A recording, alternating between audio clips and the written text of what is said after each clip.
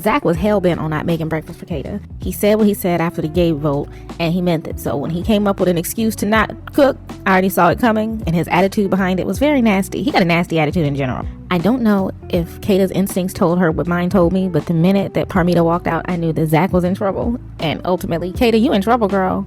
He like what he see, and quiet as kept.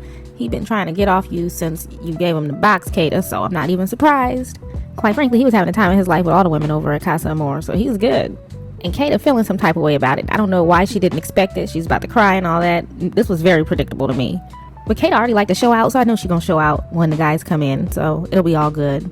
Sincere getting on my nerves once again. He talking about Melanie is cookie dough, his favorite ice cream, pistachio is soul. He tried it out, it didn't work for him, whatever. Leave that girl alone. Now, when the girl showed up at Casa, Sincere did a good job. He didn't show out too much. He kind of kept his cool a little better than the rest, I would say. But when it was his turn to show out, he showed out. And then immediately I said, yeah, there's Sincere being sincere.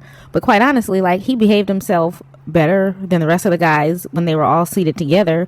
But Melanie was going to be pissed no matter what. I don't know what he was supposed to do, not kiss anybody. I'm not quite sure what he was supposed to do, but it was what it was. Sincere Insincere is back, and he going to show out. Melanie is about getting her lick back, so don't be surprised if she pull off a little something too when the guys come through. I don't know if Kenzie can tell, but she's having to carry the conversations further even more than she had to before with Corbin. Then he shows up at Casa Amor talking about he going back with somebody different. The guy's talking about Kenzie out the window, he laughing about it. And he showed up and showed out with every one of those women. He showed up and showed out. Congrats, this is Corbin. He's an F-boy. Nothing I expect more. Nothing I expect less. And I think the blonde bombshell, her goal is to interrupt his thing with Kenzie. I think she's trying to be the better blonde. That's going to be fun because Kenzie's very insecure. That's why her and Kata was throwing F-bombs over that wall because they can't handle it. Was it just me or did anybody else see that Jen had a little bit of an attitude when Caleb was showing attention to them women? Girl, that's not your man. Y'all just stuck together. Don't do all that. Unless there's something we haven't been seeing and they've been doing some extras. Either way, not too much interesting with them two. I was actually happy to see Caleb get a little attention and find somebody who liked him because Kenzie definitely played in his face and he's a sweetheart. Well, at least he seems to be a sweetheart. I don't know that man like that. Trinity, the romance between your so-called man is not cute, and the reason it feels foreign to you is because it's BS. Girl, don't let them play with you like that. Move on.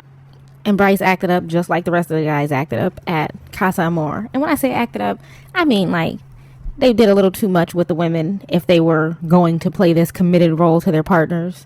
And so it's a good thing. It makes great TV. It's entertaining. I'm glad they did it because, quite honestly, the guys had to show out in order for the girls to show out. I think that's why production made the decisions in the order that they did. Let's be real. Do you think Melanie and Anaya would do anything outside of their connections if they hadn't seen their guys act up? I think they will now. But for the most part, even Kata, they seem to be trying to be locked in. Good job, production, because I sure hope these women so-called get even because they acting hurt as if they not on Love Island.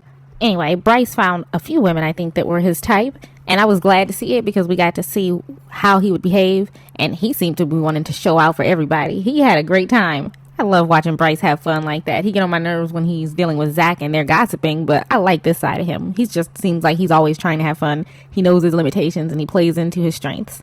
One thing Anaya gonna do is cry whenever something ain't going the way she wanted to go. I'm tired of seeing her weaponize tears. I don't think she should have came to Love Island. She ain't built like that. She always being somebody listening ear. Melanie. But then whenever she needs somebody to listen, I don't see nobody listening to her. As far as Casey goes, Casey did exactly what I expected him to do at Casa because he don't have to look at nobody crying. He don't like to see people cry. He don't want to feel like the bad guy. That's obvious. When you get to Casa, ain't nobody looking you in the face crying and watching what you're doing. And he showed exactly who he was and what he was about. Good job, Casey. You keep saying that she holding you back from exploring. So now that she ain't in your face, I'm glad to see you doing it. Let's see how it plays out. But so far, it looks like you're having a ball. Kid in a candy store. Time of your life. Field day. Quiet as kept. If I was an eye, I'd be mad too watching how he acting out there because he looked like he had more fun than any of them. He looked like he really needed this. That's the thing that would kill me. He looked like he need this. Yo! What did you think about this episode? How did you feel about Casa Amor Day 1? Comment down below, like, subscribe, share, and I'll talk to you in the next one. Bye!